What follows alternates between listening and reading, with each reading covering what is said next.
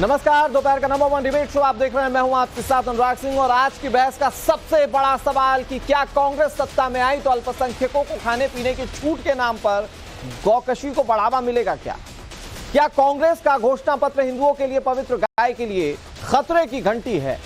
और यह सवाल हम नहीं उठा रहे हैं, यह सवाल या ये आरोप उत्तर प्रदेश के मुख्यमंत्री योगी आदित्यनाथ के हैं।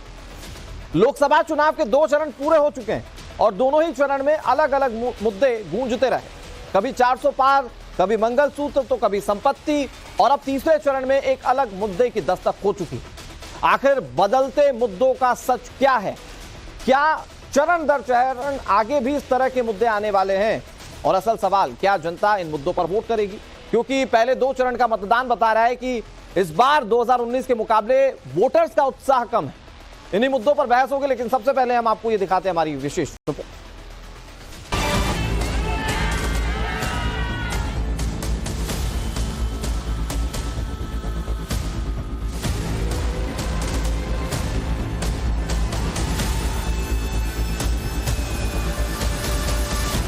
लोकसभा चुनाव के तीसरे चरण का चुनाव 7 मई को होने वाला है, लेकिन पहले चरण से शुरू हुए चुनावी मुद्दे तीसरे चरण तक आते आते कई बार बदलते दिखाई दे रहे हैं।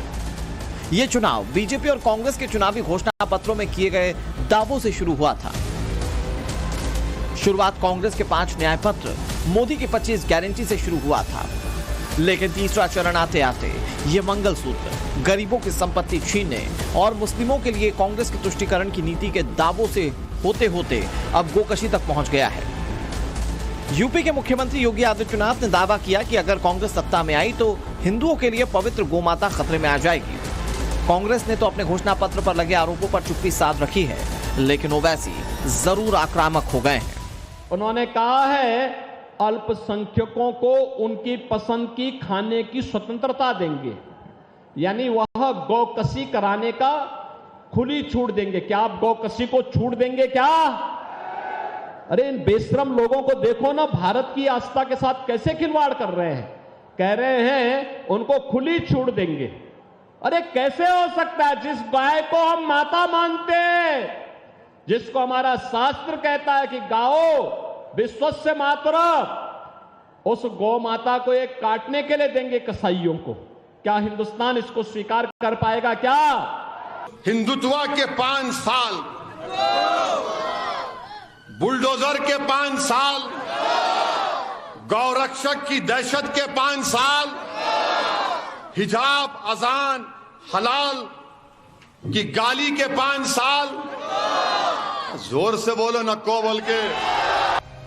एक तरफ मोदी और योगी लगातार सनातन को लेकर कांग्रेस की तुष्टीकरण नीति और ओवैसी के मुस्लिम विक्टिम कार्ड पर सीधे हमले कर रहे हैं, तो दूसरी तरफ ओवैसी औरंगजेब से लेकर आर्यन तक पहुंच गए। तीसरे चरण के चुनाव आते आते ओवैसी को हैदराबाद की जमीन कमजोर होती दिखी, तो हैदराबाद के मुस्लिमों को आरएसएस से ज्यादा राष्ट्रवादी बताने से भी वे नहीं चूके। अच्छा, इनके जो वजीर साहब हैं, उन्होंने दिल्ली में कहा था देश के गद्दारों को गोली मारो, गाली देकर कहा था देश के गद्दारों को गोली मारो डैश डैश डैश। आज उन्होंने आके हमको औरंगजेब, अरे औरंगजेब से मेरे को क्या लेना देना, बाबर से मुझे क्या लेना देना। मगर नहीं, औरंगजेब, तुम क्या आर्यन रेस के नहीं है तुम लोग?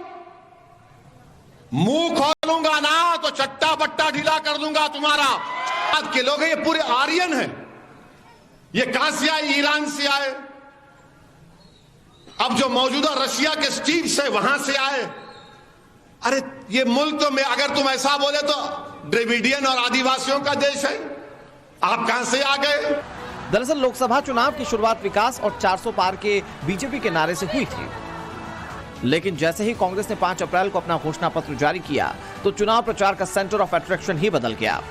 अब बीजेपी एक के बाद एक कांग्रेस के घोषणा पत्र का पोस्टमार्टम कर रही है। पहले कांग्रेस के आर्थिक सर्वेक्षण से मुस्लिमों का तुष्टीकरण और संपत्ति जुड़ी, फिर संसाधनों पर मुस्लिमों का पहला अधिकार वाला मामला उठा और अब मामला गौकशी तक पहुंच गया है। सवाल यह है कि क्या वास्तव में कांग्रेस अगर सरकार में आई तो खाने पीने की आजादी के नाम पर गौकशी को बढ़ावा मिलेगा?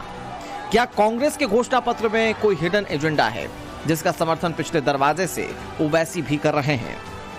ब्यूरो रिपोर्ट, टाइम्स नाउ, नव भारत। तो तीसरे फेज की वोटिंग अब से कुछ ही दिन में होने वाली है, लेकिन उससे पहले मुद्दे बदल चुके हैं। इससे पहले जो आप मंगलसूत्र पर लड़ाई देख रहे थे, उससे पहले 400 पार किनारे के साथ बीजेपी विकास की बातें कर रही थी। अब वो बातें थोड़ी कम होने लगी हैं और चरण दर चरण मुद्दे जो हैं वो अलग अलग होते जा रहे हैं। लेकिन इस बार जो मुद्दा उठा है वो बहुत इंपॉर्टेंट मुद्दा है।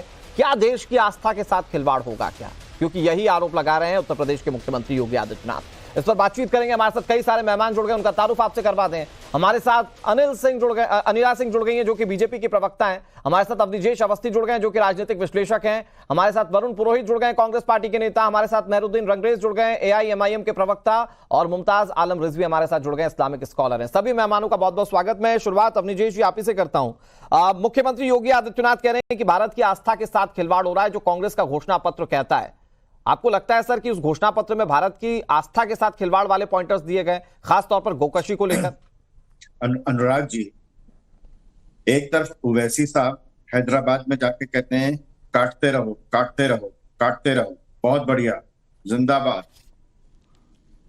और कांग्रेस के घोषणा पत्र में लिखा होता है कि हम पूरी छूट देंगे खाने की क्या छूट देंगे? कौन सी छूट नहीं है, अभी उपलब्ध नहीं है? ऐसी कौन सी चीज है जो यहाँ पर अल्पसंख्यकों को खाने की छूट नहीं है? सिर्फ गाय का मांस, बीफ की है ना, तो और कौन सी छूट देंगे बीफ के अलावा? वो किस बात की छूट देंगे? अनुराग जी, एक अजीब सा ये बनाया जा रहा है कि अब जो है मुद्दे बदल गए। मुद्दे बदले नहीं है। यही कांग्रेस की सरकार थी जिसने 7 नवंबर 1966 को संसद के सामने लाखों साधु, हिंदू साधु एकत्र हुए थे। करपात्री जी महाराज थे और वहां पर खुलेआम गोलियां चलाई गई थी। आप उस समय के अखबारों की कटिंग आज भी उपलब्ध है। हजारों साधुओं की लाशों से वो सड़क पर गई। यही वो सरकार थी, समाजवादी पार्टी, जिसने राम भक्तों को आज नहीं, आप लोगों को लगता है कि ये मुद्दा नहीं होना चाहिए भारतवर्ष में? भारत की जनता के समक्ष आस्था मुद्दा नहीं होना चाहिए? सिर्फ सड़क और रेल मुद्दा होना चाहिए? क्या करेंगे ऐसे विकास का जब रोज बम फूटेंगे? घर से बाहर निकलने पर यह मालूम नहीं चलेगा कि जिंदा वापस आऊंगा कि नहीं आऊंगा। उस विकास का मैं क्या करूं? और विकास तो हुआ भी नहीं। यहाँ तो विकास भी है, विरासत भी है। अनुराग जी, मुझे इस बात से सख्त आपत्ति है कि इसमें कहा जाता है कि अल्पसंख्यकों का नाम लेना जो है, किसने अल्पसंख्यकों का नाम लिया? किसने लिया अल्पसंख्यकों का नाम? किसके घोषणा पत्र में अल्पसंख्यकों का? किसका प्रधानमंत्री कहता था कि अल्पसंख्यकों, विशेष रूप से मुसलमानों का कहलाना? किसने कर्नाटक में समूचे मुस्लिम समुदाय के लोगों को ओबीसी में कर दिया? किसने किया? आपने डिबेट ओपन कर दी है और मैं आप ही की बातों के सवालों के इर्द गिर्द इस पूरी चर्चा को रखना चाहता हूं। वरुण जी, अवधेश अवस्थी जी, जो कि योगी आदित्यनाथ कह रहे हैं या बीजेपी के दूसरे नेता कह रहे हैं, उसमें उन सवालों को और पुख्ता कर देते हैं। वो कहते हैं कि आज भारत में अल्पसंख्यकों को क्या खाने की आजादी नहीं है, जो आपने विशेष तौर पर अपने मैनिफेस्टो में लिखकर बताया कि आपको खाने की आजादी दी जाएगी। अनुराग जी, क्यों लिखना पड़ा ये पूछ रहे हो आप? सबसे पहले लिखना इसलिए पड़ा कि नहीं, मैं कह रहा हूं कि क्या खाने की आजादी नहीं है जो आपको लिखना पड़ा कि हम ये खाने की आजादी देंगे, तो वो क्या खाने की आजादी आप देंगे? दरअसल सवाल ये सवाल वही तो, लिखना क्यों पड़ा वही तो सवाल है ना। लिखना क्यों पड़ा मैनिफेस्टो में? लिखना इसलिए पड़ा 10 साल से आर्थिक मानसिक रूप से जिस प्रकार से जनता को प्रताड़ित कर रहे हैं, ये खाओ, ये मत खाओ, ये पहनो, ये मत पहनो। मैं आपको कहने लग जाऊं काला कोट क्यों पहना, जैकेट क्यों नहीं पहनी, तो आपको गया क्या मूर्ख आदमी? क्या मेरे मन में आएगी जो पहनूंगा? ये चीज पूरा देश देख रहा है इस बात को। अभी गौ माता करते हैं, 10 साल हो गए इनको सत्ता में, क्यों नहीं बनाया इन्होंने कोई लॉज? अभी मुक्तेश्वरानंद जी, शंकराचार्य जी मूवमेंट चला रहे हैं, वो क्यों नहीं किया? लंपी डिजीज आई थी, आपको पता है ना, कितनी भयानक, कितनी गौ माता हमको छोड़ के चलेगी। क्या किया उसके बारे में? पशुधन डबल करने के बारे में, देसी गांवों के बारे में क्या किया? अभी इनके बजट में, अभी इनके घोषणा पत्र में पैकेज फूड बढ़ाएंगे। तो बाबा रामदेव तो कह रहे हैं जी, आपके सवाल ठीक है, वाजिब होंगे आपके अपने स्तर पे। मैं ये जानना चाह रहा हूं कि जो खाने की बात आप कह रहे हैं कि आपको हम अब सत्ता में आए तो ये खाने की इजाजत दे देंगे, तो क्या आप वो गौमांस से आपका तात्पर्य है? गौमांस से कैसे हो गया? आपने कैसे इंटरप्रिटेशन लगा लिया अपने मन से? कपोल कर, मैं नहीं कर रहा हूं, ये तो बीजेपी कह रही है। ऐसे होगा भाई, सरकार में आप हो 10 साल से, 10 साल में आप हो ना, 400 बार आप कर रहे हो। कांग्रेस का मैनिफेस्टो का क्या होगा? आप अपने मैनिफेस्टो में चर्चा क्यों नहीं कर रहे हो? आपने कांग्रेस बोल लेने दीजिए, फिर मैं आ रहा हूं। अनुराग सिंह जी, कांग्रेस के मैनिफेस्टो पे चुनाव होगा कि इनके मैनिफेस्टो पे होगा? ये 400 पार हो रहे हैं 10 साल से सत्ता में। नहीं, मैनिफेस्टो पर चुनाव तो आपके भी मैनिफेस्टो पर हो रहे हैं सर, तभी तो आप लेकर आए ना। अगर वो जाया होता तो लेकर क्यों आए होते? ठीक है, अवनीश जी जवाब दे रहे हैं, अवनीश जी जवाब दे रहे हैं। एक मिनट वरुण जी, अवनीश जी जवाब दे रहे हैं। अवनीश जी प्लीज। एक अनुराग जी एक सीधा सा सवाल पूछा था। हाँ, अब तक वो क्या आजादी, क्या चीज खाने की आजादी नहीं है जो कांग्रेस की सरकार आकर के उनको आजादी दे देगी? पहली बात। हाँ। दूसरी बात इन्होंने कहा पहनने की, मैं बिल्कुल स्पष्ट रूप से कहता हूं, धर्म के हिसाब से तो फोटो भी नहीं खिंचवानी चाहिए। जो बाकी देशों में जाते हैं सब लोग फोटो क्यों खिंचवाते हैं? अगर कॉलेज और स्कूल में यूनिफॉर्म है, सिर्फ एक के लिए नहीं है, सिर्फ एक समुदाय के लिए, ये कहते हैं एक संप्रदाय को आजादी होगी कि वो कुछ भी पहन के आए, हाँ। बाकी संप्रदायों के लिए एक यूनिफॉर्म होगी। ये है वरुण पुरोहित, ये देश की जनता देख लो, ये है वो कांग्रेस के बारे में कोई अगर मैं आप घर पे, बाजार में, मॉल में, कहीं भी जगह आप जो मर्जी आए पहनो, लेकिन अगर कॉलेज और स्कूल में एक यूनिफॉर्म है तो आपको स्कूल में यूनिफॉर्म पहननी पड़ेगी। बाकी संप्रदायों के लिए नहीं होगी। सर मैं आ रहा हूं आपके पास। मैं वरुण जी, मैं फिर एक बात आपसे कहता हूं कि आप जिस चीज को लेकर कह रहे हैं कि सरकार कानून क्यों नहीं बना पाई, सर राज्यों में, कई राज्यों में इस बात का कानून है। मुझे लगता है कि 8 से 9 ऐसे राज्य होंगे जहां पर इस चीज को लेकर कानून नहीं है। तकरीबन 20 राज्य ऐसे हैं जहां पर कानून है, और 2005 में इस पर सुप्रीम कोर्ट ने भी सुनवाई करते हुए कहा था कि इन राज्यों के पास यह अधिकार है कि वो गोकशी पर बैन लगा सकते हैं या नहीं लगा सकते हैं। तो वो सुप्रीम कोर्ट ने फैसला समर्थन में दिया था राज्य सरकारों के, वरुण जी। लेकिन मेरा मसला ये नहीं है कि इस पर प्रतिबंध है या नहीं है। मसला इस बात को लेकर है कि आप लोग किस चीज को परोस कर जनता से वोट लेना चाहते हैं। क्या आप लोगों को यह नहीं पता कि गौरक्षा या गौकशी कितना संवेदनशील मुद्दा है? क्या आप हिंदू धर्म की आस्था को कसौटी पर रखकर वोट मांगेंगे क्या? खेला हुआ खूब, मेरे घर में तो गौ माता खूब रहती, छोटे छोटे बछड़े बछड़ियों से खेलता था। ठीक है, बीजेपी मोदी जी पैदा होने के बाद ही गाय आएंगी सब। मैं इनसे पूछ रहा हूँ, लंपी डिजीज के बारे में नहीं जवाब दे रहे, पशुधन को जो देसी गाय उनको बढ़ाने के बारे में जवाब दे रहे, इंटरप्रिटेशन लगा रहे हो। ऐसा होगा, ऐसा होगा। अरे भाई ऐसे ही कपोल कल्पित बातें नहीं करते। पात्री जी महाराज की राम राज्य परिषद का क्या हाल किया आपने? बताओ देश को। आप बात करते हो पात्री जी महाराज की राम राज्य परिषद का क्या हाल किया आप लोगों ने? ठीक है, ओके वरुण जी देखिए, आप खुलकर कुछ नहीं बोल रहे हैं। वरुण जी, आप खुलकर कुछ नहीं बोल रहे, लेकिन अनिला सिंह जी, जो सबसे ज्यादा इंपॉर्टेंट बात है कि खुलकर तो बीजेपी के नेता बोल रहे हैं, और मुख्यमंत्री योगी आदित्यनाथ तो खुलकर कह चुके हैं कि अगर आप सत्ता में आइएगा, मतलब कांग्रेस पार्टी सत्ता में आएगी, तो ये गौकशी को खुली छूट दे दें। तो वरुण पुरोहित नहीं समझ पा रहे, मुझे लगता है कांग्रेस के नेता नहीं समझ पा रहे कि ये आरोप आप क्यों लगा रहे। जरा एक बार इसको समझा दीजिए अनिला सिंह जी। मैं आ रहा हूं, वरुण जी आ रहा हूं आपके पास। अनिला जी कुछ कह रही, प्लीज। मेरी सबको राम राम। और मैं तो ये कहूंगी कि हमारे प्रदेश के मुख्यमंत्री जी ने बहुत ही संयमित भाषा में कहा है। मैं बिल्कुल खुलकर बोलती हूँ, आपके चैनल पर बोलती हूँ, डंके की चोट पर बोलती हूँ। अगर मुसलमानों के अलावा बाकी नागरिक इस देश में नहीं जागे, नहीं जागरूक हुए, नहीं टूट कर आकर बाहर वोट किया, तो समझ लीजिए हम तो बात करते हैं अखंड भारत की, ये यहां पर लेकर आएंगे अखंड पाकिस्तान से लेकर बांग्लादेश, जो एक समय पर ईस्ट पाकिस्तान कहलाया जाता था, आप देखेंगे आसपास का पूरा इलाका एक हो जाएगा। अखंड पाकिस्तान बनाने पर तुले हुए हैं ये लोग। हर जगह आप देखिए हिंदुओं को नीचा दिखाते हैं। यहाँ पर कांग्रेस के वक्ता बैठे हुए हैं, मैं इनको चुनौती देती हूँ और हर डिबेट में चुनौती देती हूँ। गिनाइए आप लोगों ने मुसलमानों के लिए क्या किया, और जो मुस्लिम नागरिक है भारतवर्ष के, उनके लिए हम लोगों ने क्या किया। मैं गिनाने वो कह तो रहे हैं कि हमने सब खाने की आजादी देने का वायदा किया है। वो कह रहे हैं ना कि सब खाने की अरे मुसलमानों के साथ यहाँ जातियों ने 8 राज्य और यूनियन टेरिटरीज यहाँ पर हिंदू माइनॉरिटी में पहुंच गए हैं। यहाँ पर कितने जिले ऐसे हैं जहां पर हिंदू जो है अपनी प्रॉपर्टी को ना तो खरीद सकता है ना बेच सकता है। अरे दूर क्यों जाते हैं, आजादपुर मंडी पूरा कब्जा किसका है भाई? हिंदू वहां पर कोई खरीद फरोख्त कर सकता है? अनुराग सिंह जी कर सकता है। ठीक है, अभी भी नहीं जागे तो ठीक है। नहीं, लेकिन मैं अनिला जी इसको एक बड़े पर्सपेक्टिव में समझना चाह रहा हूँ। अनिला जी कुछ भी नहीं, ठीक है अनिला जी, मैं इसको एक बड़े पर्सपेक्टिव में समझना चाह रहा हूं कि आप इसको कह तो रही है कि गोकशी होगा, खाने की आजादी पर गोकशी ही क्यों? दरअसल सवाल ये नहीं, तो आप बता देना, बता दीजिए किस चीज पे पाबंदी? क्या गोकशी नहीं होगी? हाँ नहीं आज अभी मैं तक किस मानती चीज हूँ पे कि क्या खाने अगर पे पाबंदी है? मैं गाँव हाँ। में जाती हूँ तो एक परेशानी वहां के किसानों को है छुट्टा पशु की, हाँ बिल्कुल मानती हूँ। पर जब समाजवादी पार्टी, कांग्रेस, बीएसपी ऐसे राजनीतिक दलों की सरकारें नहीं थी हाँ। तो छुट्टा पशु मिलता था।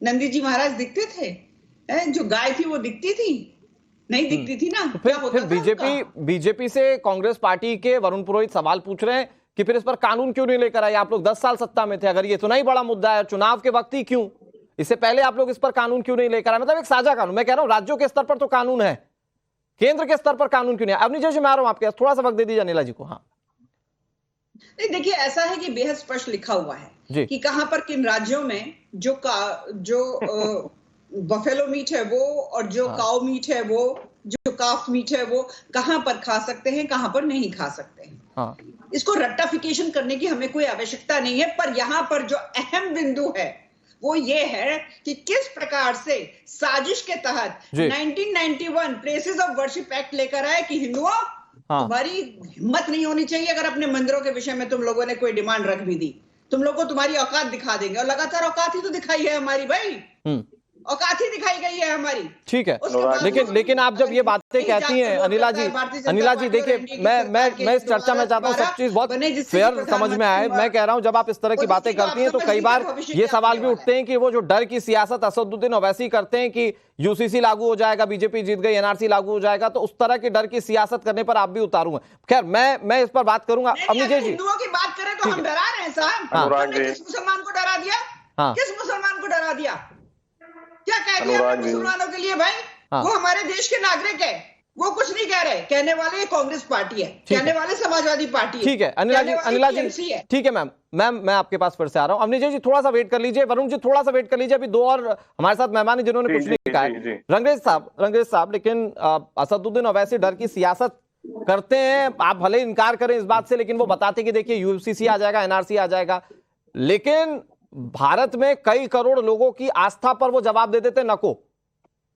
तो वो क्या खुलकर सपोर्ट कर रहे हैं क्या ये कांग्रेस के मैनिफेस्टो को? भले ही वो कहें कि हम कांग्रेस के खिलाफ चुनाव लड़ रहे हैं, लेकिन क्या आप उन्हीं के मैनिफेस्टो को आधार बनाकर अपनी भी सियासी रोटियां सेकेंगे क्या? रंगरेज साहब देखिए अनुराग भाई, डर की राजनीति तो बीजेपी करती है, जो 15% मुसलमानों से 100% हिंदू भाइयों को डराती है और कहती है कि तुम्हारे संसाधनों पर जो है कब्जा हो जाएगा, तुम्हारी जमीनों पर कब्जा हो जाएगा, तुम्हारे मंगलसूत्र पर कब्जा हो जाएगा। इस देश में महंगाई, बेरोजगारी सबसे बड़ा मुद्दा है, उस पर बात होनी चाहिए, ना कि गाय पे बात होनी चाहिए।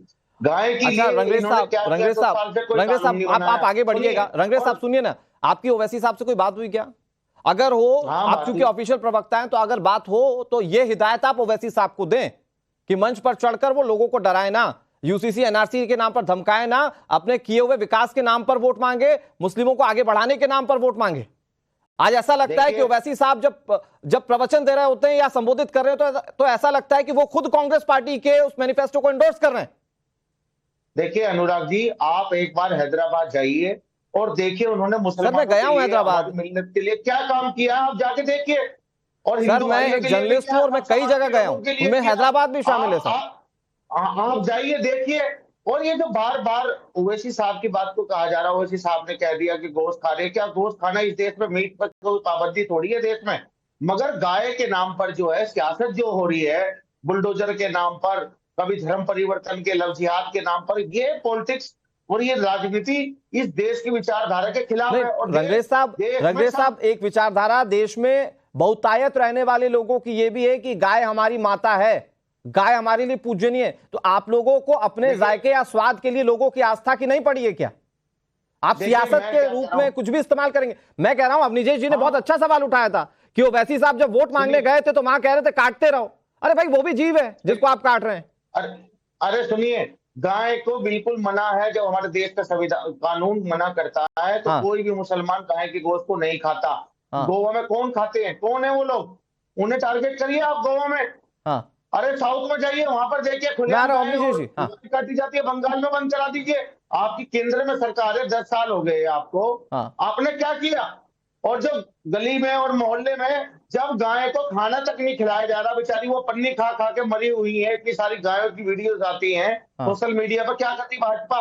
गाय के नाम पे राजनीति तो कर रही है। मुझे एक छोटी सी चीज बताइए रंगरेज साहब, आप पढ़े लिखे व्यक्ति हैं, मेरे साथ कई चर्चा में बैठ चुके हैं। मैं एक चीज आप मुझे बताइए और बहुत स्पष्ट बात कीजिएगा।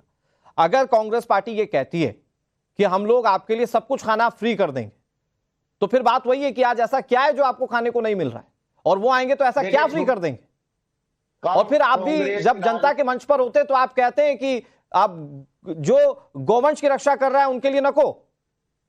देखिए मैं क्या कह रहा हूँ अनुराग जी, मैं क्या कह रहा हूँ, आप मेरी बात सुनिए। कांग्रेस का क्या मैनिफेस्टो है उसका जवाब भी कांग्रेस के नेता यहाँ पर हैं वो बताएंगे। उनके मैनिफेस्टो में क्या लिखा है।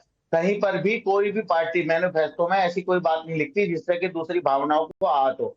ये टीवी का परसेप्शन बना लिया है कि टीवी में जो है इन मुद्दों को नहीं रंगरेज साहब, जिस टीवी को लेकर आप बातें कर रहे हैं उस टीवी पर आप भी बैठकर ज्ञान ही देते हैं, तो इस टीवी को किसी भी तरीके से मत कोसिए। दूसरी बात क्या है कि यहाँ पर मैनिफेस्टो की बात इसलिए हो रही है क्योंकि बीजेपी खुलकर ये कह रही है कि गौकशी होगी, तो अगर गौकशी होगी तो कितने लोगों की भावनाएं आहत होगी। रंगरेज साहब माफ कीजिएगा, मुमताज आलम रिजवी जी, देश की आस्था से कोई फर्क पड़ता है? सर आप लोगों को नहीं पड़ता है, मतलब मैं सियासतदानों की बात कर रहा हूं कि अगर उनको फर्क पड़ता है देश की आस्था से तो गोकशी तो मुद्दा होना ही नहीं चाहिए, इसको तो सिंगल हैंडेड बैन करना चाहिए और सब बोलना चाहिए कि भाई आप करोड़ों लोगों की आस्था है गौकशी, ये नहीं होना चाहिए।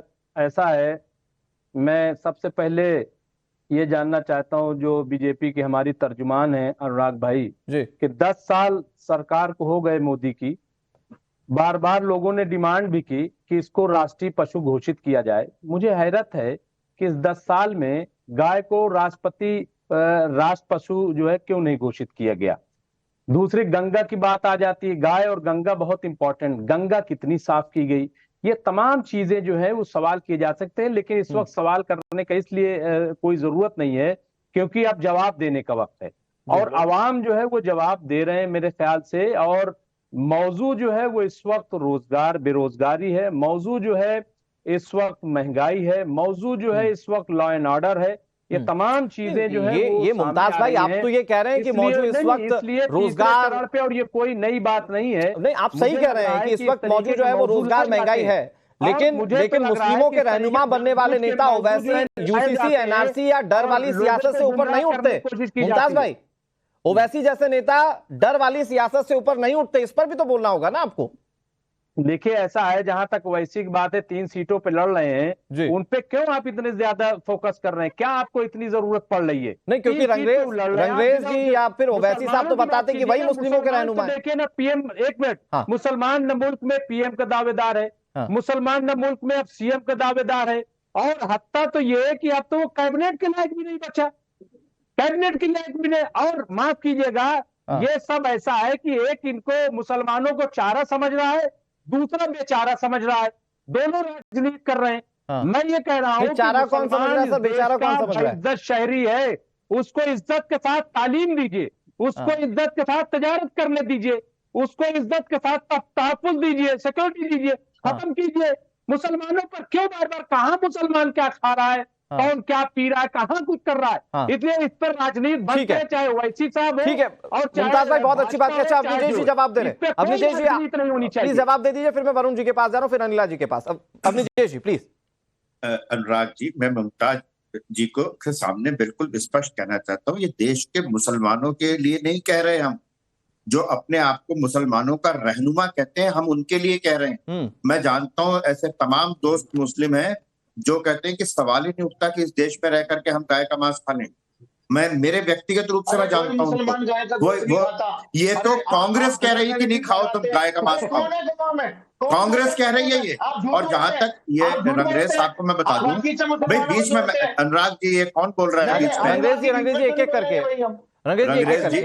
रंगरेज जी आपके लिए भी है, आपके लिए भी है, आपके लिए है कि जो ये कहते हैं कि ओवैसी ये मुसलमानों को डराते हैं भैया ये। और रंगरेज साहब सुन लीजिए, अरे सुनिए तो अनुराग जी अच्छा रंगरेज भाई एक एक करके ना, अच्छी चल रही है चर्चा, रंगरेज भाई अच्छी चल रही है चर्चा, आपको पूरा मौका भी दे रहा हूँ ना मैं। अवनीश जी प्लीज कंप्लीट। अनुराग जी, रंगरेज भाई इतना खफा क्यों है? थोड़ा सा पानी मैं आ रहा हूँ। मैं 2 लोगों को अभी एक्सपोज कर देता हूँ यहाँ पर। एक वो ओवैसी साहब थे जो इन्होंने कहा था कि जिस दिन मोदी चला जाएगा हिमालय पर, जिस दिन चला जाएगा योगी मठ में, तुमको कौन बचाएगा। ये कौन सी भाषा है। और दूसरे मैं बता देता चाहता हूँ, कर्नाटक में तो कर दिया है, कर्नाटक में ओबीसी का आरक्षण तो खत्म कर दिया। ओबीसी में अब हिंदुओं को तो आरक्षण मिल नहीं रहा, वहां पर सिर्फ मुसलमानों को मिल रहा है। ऐसा पूरे देश में करना चाहती है कांग्रेस। ओबीसी का आरक्षण तो छीन लिया है जहां जहां कांग्रेस की सरकार है। ठीक है अपनी जैसे मैं आ रहा हूं आपके पास। रंगरेज साहब मैं आपको वक्त दूंगा। रंगरेज जी बीच में बोलेंगे ना, बीच में बोलेंगे तो वो जो आपका ही वक्त है वो कम हो जाएगा। मैं छोटे छोटे रिएक्शन लेकर फिर आ रहा हूं आपके पास, जवाब तो आप ही को देना है वरुण जी। लेकिन मुझे ये बताइए, जो मेहरुद्दीन रंगरेज साहब कह रहे हैं कि कोई चारा समझ रहा है, कोई बेचारा समझ रहा है, आप अपने ऊपर लागू कर लीजिए। उन्होंने तो सारी राजनीतिक पार्टियों को लेकर कहा, उन्होंने कहा कि आज चारे और बेचारे की सियासत में मुस्लिमों पर इस कदर सियासत हो रही है कि यह भी तय किया जा रहा है कि हम आपको क्या खाने देंगे और क्या खाने नहीं देंगे। अनुराग जी, हमने मुस्लिमों के लिए नहीं कहा है, हमने कहा है पर्सनल लिबर्टीज, पर्सनल फ्रीडम में हम इंटरफेयर नहीं करेंगे। अब ये लो आप भी बीच में अभी तो दूसरे को टोक रहे थे, आप बोलने लगे। अरे उन्होंने अल्पसंख्यक बता दिया, ठीक है आगे नहीं, आपको बोलने लगे। मैंने जो बोला वो आप सुन लेते ना पहले, फिर बोलते। अब आप जो मैंने आपको कहा लंपी डिजीज पे आपने जवाब नहीं दिया, आपने देसी पशुधन पे जवाब नहीं दिया। कितने स्लॉटर हाउसेज हैं उत्तर प्रदेश, योगी बाबा बोल रहे हैं, आपने जवाब नहीं दिया। झूठ तो नहीं बोला, उनका पब्लिकेशन, मैंने झूठ बोला क्या? लंपी डिजीज पे बता दो आप। राजस्थान सरकार कांग्रेस की थी, हमने दिया पैसा, आपने क्या किया? आपने क्या किया? लंपी डिजीज पे बताओ, केंद्र सरकार आपके पास है। अभी मत्तेश्वर शंकराचार्य जी बात कर रहे दिल्ली में, क्या किया आपने? क्या किया गाय के लिए बताओ। सुनो तो आप मेरी तो सुनोगे ना। सुन तो लो। अंडों के विज्ञापन, मीट के विज्ञापन, आपका ब्रांड एम्बेसडर नेता, मीट का ब्रांड एम्बेसडर आपका नेता, सुनने की आपका नेता मीट का ब्रांड वो कह एम्बेसडर। रहे थे कि मनमोहन सिंह ने बात कर रहे हो आप दूसरी, मनमोहन सिंह और अटल जी ने मनमोहन सिंह नहीं, दलित वाली मेरी लिस्ट में नहीं है, मेरी लिस्ट में सिर्फ मुसलमान। ठीक है, सिर्फ उनको आरक्षण मिलेगा और किसी को ठीक है। अवनीश जी मैं चाह रहा हूं कि वक्त बहुत लिमिटेड बचा हुआ है, वरुण जी बहुत जल्दी से कंप्लीट कर लीजिए। ये चारा समझते हुए या बेचारा समझते हुए अब आप खाने का भी प्रलोभन देंगे क्या मुस्लिम तबके को? ऐसा वरुण पुरोहित, आवाज आ रही है आपको? चलिए, कुछ अर्जेंसी होगी, हो सकता है कॉल पे कुछ अर्जेंसी हो। अनिला जी जवाब दे दीजिए। मुमताज भाई भी सवाल उठा रहे थे कि इसको लेकर बीजेपी सरकार में रहते हुए बहुत कुछ कर सकती थी, चुनावी तौर पर क्या इसका इस्तेमाल किया जा रहा है क्या? ये सारी बातों का भले उनके मैनिफेस्टो में लिखा हो कि आप चुनाव के तौर पर इस्तेमाल कर रहे हैं।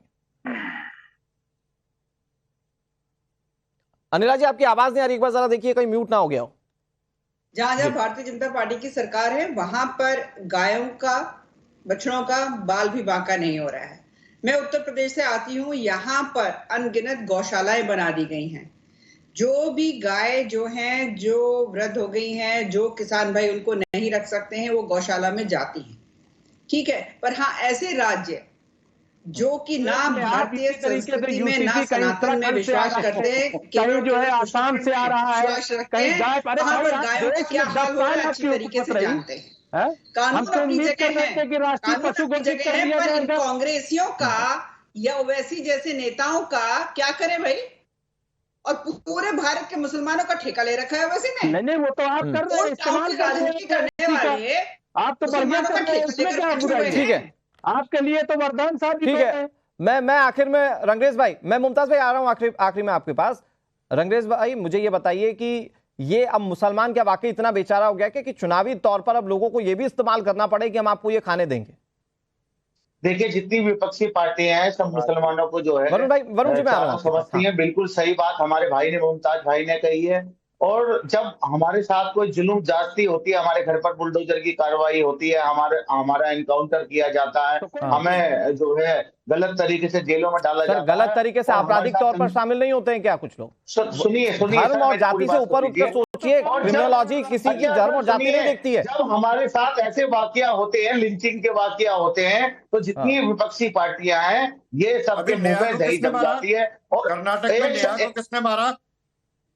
अरे सर, अगर आप ऐसे मसले लाएंगे तो मैं आपको 1000 मसले ऐसे गिनवा दूंगा। वो तो अभी तो आप बड़ा अच्छा ज्ञान